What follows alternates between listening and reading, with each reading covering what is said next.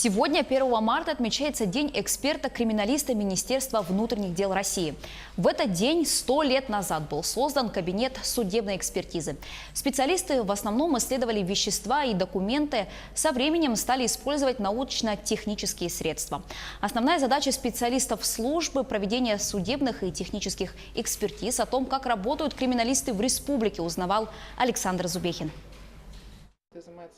О том, чтобы носить погоны, Дина мечтала с детства. 5 лет обучения на факультете судебной экспертизы Саратовского юридического института, а после направления на службу в город Якутск. Сегодня она эксперт-криминалист со стажем около 15 лет. Каждый день до 17 вызовов на место происшествия. На каждый из них она обязательно берет с собой чемодан. Здесь у нас есть все необходимое для изъятия следов всех видов.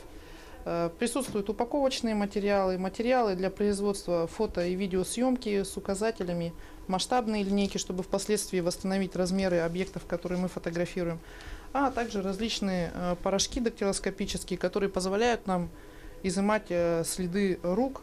В обычном помещении следы рук способны сохраняться на предмете в течение нескольких месяцев. Применяя специальные методы, криминалист обязательно сможет обнаружить и изъять отпечатки. Мы уже обработали поверхность данного стакана, на котором был обнаружен след руки. Данный след руки мы изымаем на отрезок липкой ленты скотча. Подобные отпечатки в упаковке направляются в криминалистические учеты, где по базе данных будет производиться розыск лица, который и оставил след. А вот предметы, на которых могут сохраняться следы иного рода, направляются в ДНК-лабораторию. В Якутске она появилась в 2007 году. Задача экспертов в этом случае – произвести идентификацию личности по биологическим следам. В условиях лаборатории мы исследуем вещественные доказательства с помощью различных источников света с различной длиной волны.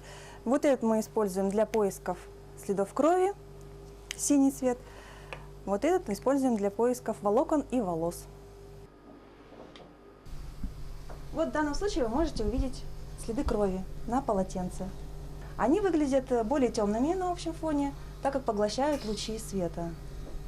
При обнаружении следов мы делаем вырезки и проводим уже дальнейшие исследования.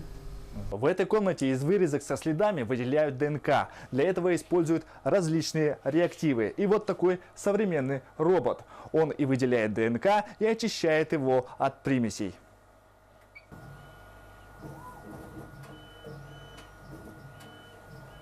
Получили генетический профиль лица, оставившего этот след крови, и сравниваем его с генетическим профилем подозреваемого лица или потерпевшего, и таким образом проводим идентификацию личности. Экспертиза по исследованию ДНК уникальна и точна. Со 100% вероятностью можно решить вопрос причастности или непричастности лица к преступлению. И уже в ближайшем будущем в Якутии появится фоноскопическая экспертиза и экспертиза по запаховым следам. Это должно существенно сократить сроки расследования уголовных дел. Александр Зубехин, Павел Пахомов, Якутск.